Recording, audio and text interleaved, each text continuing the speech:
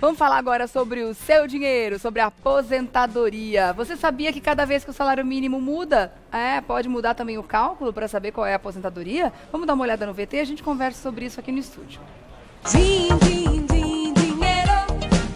O governo regulamentou o salário mínimo de 2017 de R$ 880 para R$ 937. O reajuste foi de 6,74%, tendo um aumento de R$ 57. Essa mudança não interfere apenas na vida dos trabalhadores, mas também na vida dos aposentados, pois do salário mínimo é retirado o direito do INSS, ou seja, o cálculo da aposentadoria é feito em cima do salário mínimo. Os valores variam de acordo com a categoria profissional do segurado, o tipo de regime ao qual está vinculado e o tipo de benefício que pode ter direito. Quer saber quais são as consequências do aumento do salário mínimo para a Previdência? Então fique ligado agora no Mulheres e saiba os seus direitos.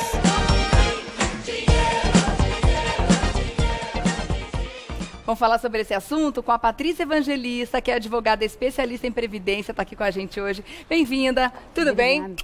Tudo ótimo. Ajudar a tentar entender esses assuntos quando fala em Previdência parece tudo tão difícil da gente entender, porque mudam tanto as regras, né, ao longo do jogo, não é? E agora que inicia o ano, tudo muda com relação à parte das contribuições sociais, porque como muda o teto mínimo da Previdência e o teto máximo, o valor das contribuições também são automaticamente alteradas.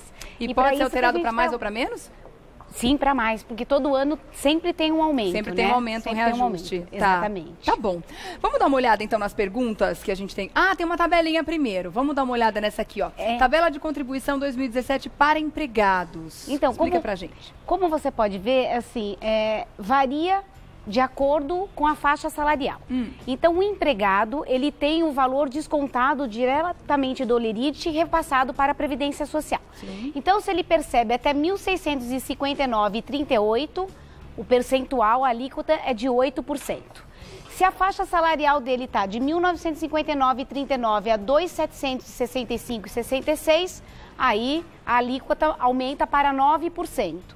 E se for de R$ 2.765,67 até o teto da Previdência, que hoje é R$ 5.531,31, aí ele paga 11%. Então, quanto maior é o salário, maior é o valor da contribuição social para a Previdência. Tá certo. Tá? Mas isso, claro, que depende de cada classe, né? Isso não acontece automaticamente com a virada do ano. Não, na verdade, o que acontece? Isso passa a partir de janeiro agora, relativo a sempre você vai pagar o mês vencido. Tá. Então, janeiro vai ser pago agora em fevereiro. Como essa alteração foi agora, em janeiro, ela inicia a partir de fevereiro. Porque a gente sempre paga o mês vencido perante a Previdência Social.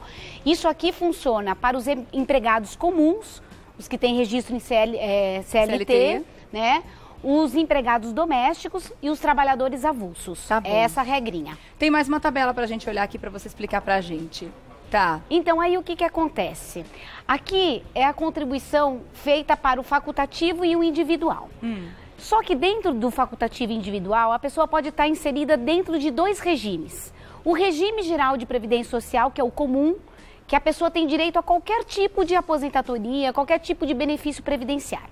Essa pessoa, ela contribui sobre 20%, que é o regime geral. Não é a exceção, é a regra, né?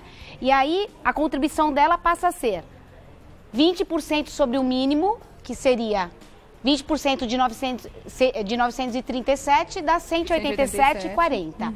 E o máximo, que é 5.531,31, que dá 1.106,26. Tá. E essa pessoa tem direito a qualquer tipo de benefício. Aí, o que a Previdência fez durante uns anos? Ela trouxe aquelas pessoas que estavam na informalidade para voltar a contribuir, com o incentivo de poder contribuir um percentual menor. Tá. E aí é o plano simplificado que a gente chama, que a pessoa paga um pouquinho menos, 11%. Tá. E aí 11% de 937 passa a ser uma contribuição de R$ 103,07, então R$ 103,07. Essas pessoas que contribuem sobre 11% só terão direito à aposentadoria por idade, por invalidez, auxílio reclusão e salário maternidade. Não terá direito aos demais benefícios da Previdência, aposentadoria por tempo de contribuição, certidão de tempo de contribuição. Nada disso. Exatamente. Tá. E aí o que eles fizeram? Trouxeram mais uma categoria nesse plano simplificado, que é o famoso os donos de casa, porque pode ser tanto o homem como a mulher. Tá? É a pessoa que vive exclusivamente para a residência, não tem nenhum tipo de renda, não recebe pensão, não tem aluguel, não tem nenhum tipo de rendimento mensal. Mas quer contribuir para poder se aposentar um dia. Exatamente. Aí ela pode pagar na alíquota de 5%, que seria R$ 46,85, né? E ela tem que ser cadastrada no CAD único, né? Demonstrar que a renda da família é inferior a 2 salários mínimos. Aí, se ela estiver enquadrada nessa situação, ela faz esse cadastro, ela tem que atualizar esse cadastro de 2 em 2 anos, aí ela pode fazer os recolhimentos dessa forma e vir a ter direitos previdenciários também. E a pessoa que, nesse caso, também só pode se aposentar por idade ou por invalidez, nessas mesmas situações. Tá. Tanto de 11% como de 5% só terão direito à aposentadoria por idade, por invalidez, auxílio-doença, auxílio-reclusão, que são os benefícios básicos. A aposentadoria por tempo e a certidão de tempo de contribuição não tem direito. Tá certo, então não adianta começar a pagar muito cedo também, porque se vai ser só por idade, não adianta fazer a conta de tempo de contribuição. Se a pessoa já tiver uma idade avançada, aí não vale a pena, né? Tá certo. Vamos para as perguntas, então? A Carla quer saber o seguinte, ó, contribuí de 94 a 2012 sobre o teto. Depois fiquei desempregada e estou recolhendo no percentual de 11% do salário mínimo. É verdade que vou perder o direito à aposentadoria por tempo de contribuição? Então, perder o direito ela não vai. Só que o que ela vai ter que fazer? Para fazer jus a essa aposentadoria, todo o período que ela pagou sobre os 11%, ela vai ter que pagar a diferença entre os 11 até os 20. Porque lembra que a gente explicou no início? Quem paga sobre 11% não tem direito à aposentadoria por tempo de contribuição. Se ela verter uma parte do período sobre 11%, ela só teria direito à aposentadoria por idade. Aí, ela não perde, ela só vai pagar a diferença entre os 11% e 20% e vai fazer jus à aposentadoria. Até porque ela contribuiu até 2012 sobre o teto, então a média de contribuição dela é muito boa.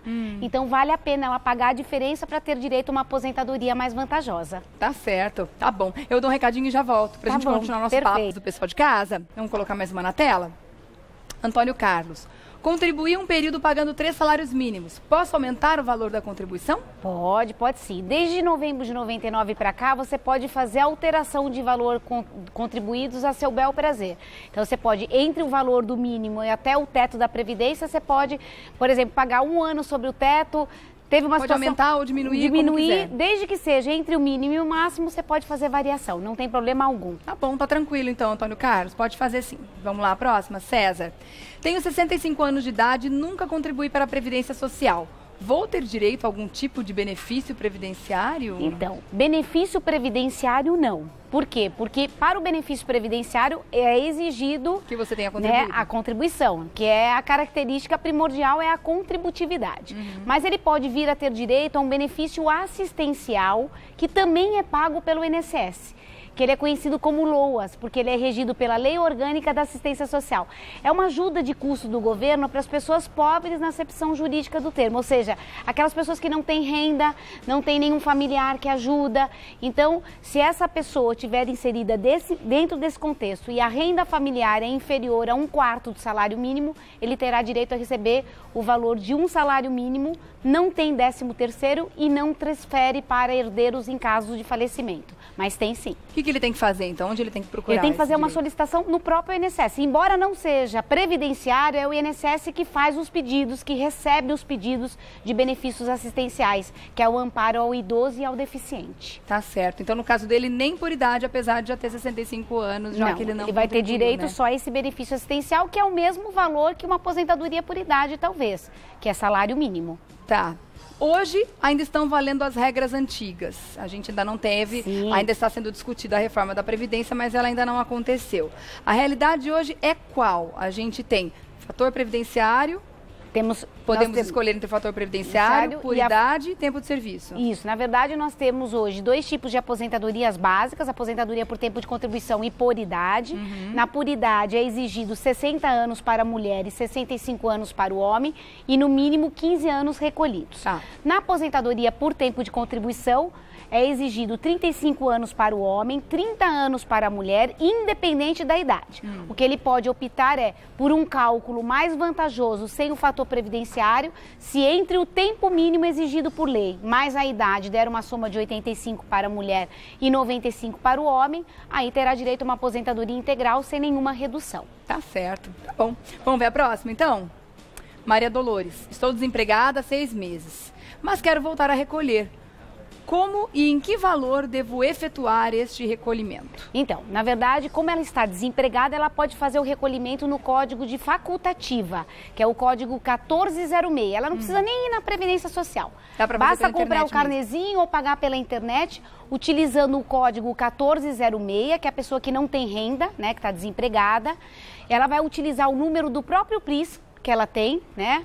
E aí ela vai colocar lá no identificador o número do PIS e fazer qualquer recolhimento que seja entre o mínimo e o teto máximo da Previdência. Aí o valor que ela deve efetuar, isso aí é a decisão pessoal. Aí é uma decisão pessoal. Quanto maior for os recolhimentos, na hora de ela ter o gozo do benefício, né? Quando ela for receber o benefício, quanto maior for a contribuição, melhor é o valor do benefício, né? Tá certo.